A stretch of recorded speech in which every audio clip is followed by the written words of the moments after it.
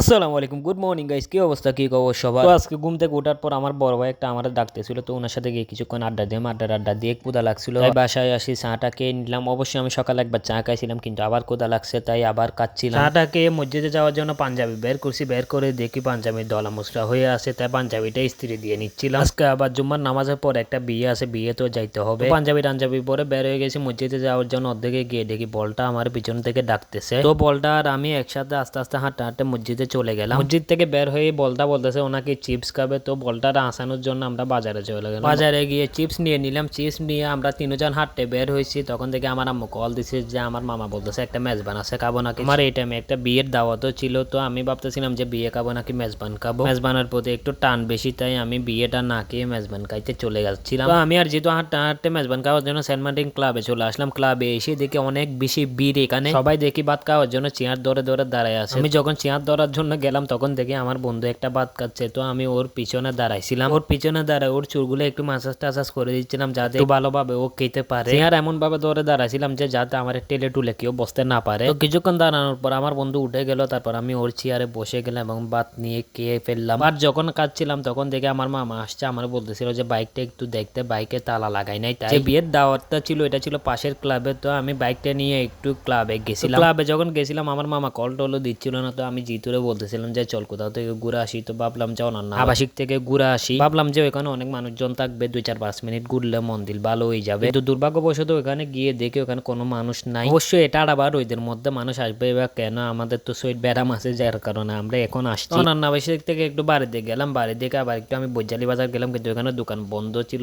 তার জন্য আমি মদনহাট আসলাম। মদনহাট এসেও দেখি এখানে দোকান বন্ধ। আমি নজুমিয়াট গেলাম, নজুমিয়াটে গিয়ে দেখি দোকান একটা খোলা আছে, তো এখান থেকে আমি ফটোকপি করলাম এবং আমার একটা ছবি বের করা ছিল ওইটাও বের করে ফেললাম। ফটোকপি টপি করে আমি টাউনে যাওয়ার জন্য বের হয়ে গেলাম। এর মাঝে এখানে কিছু কাহিনী হয়ে গেছিল, যার কারণে আমি ভিডিও ক্লিপ নিতে পারি না। আমি টাউনে কালকেও গেছিলাম, কিন্তু আমাকে আজকে আসতে বলছে। আমি টাউনে আজকে যাবো কিনা শিওর ছিলাম না, কিন্তু দেখলাম যে আজকে যদি না যায় আমার কাজটা হইতে অনেক বেশি লেট হয়ে যাবে, যার কারণে 4টা বাজে গেছিল। তারপরও আমি টাউনে যাওয়ার জন্য বের হয়ে গেলাম। আমাকে কিন্তু কালকে বলা হয়েছিল যে আজকে যাওয়ার জন্য, কিন্তু শুক্রবারে যে অফিস খোলা থাকে আমার ধারণা ছিল না। পরে ভাবলাম যে যেহেতু আসতে বলছে তাইলে খোলা থাকবেই, কিন্তু কোন টাইমে খোলা থাকবে এটার প্রতি আমার কোনো ধারণাই ছিল না। তারপরেও আল্লাহর নাম নিয়ে বের হয়ে গেলাম। এখানে গিয়ে দিকে আল্লাহর রহমতে অফিসটা খোলা ছিল, তো এখানে গিয়ে কথাবার্তা বললাম। আল্লাহর রহমতে আমার কাজটা হয়ে গেল, কিন্তু আমার আবার সোমবারে আসতে হবে অন্য একটা কাজে এখানে। অবশ্য তখন আমার সাথে আমার আপুরও কম্পালসারি আনতে হবে, কারণ ওর একটা সিগনেচার দিতে হবে। তাই আমি ভাবলাম যে আমি আসবো না, আমার বোন রে পাঠাবো, কিন্তু ও তো চিনে না, যার কারণে আমার হয়তো আসতে হইতেও পারে। তারপরে ওইটা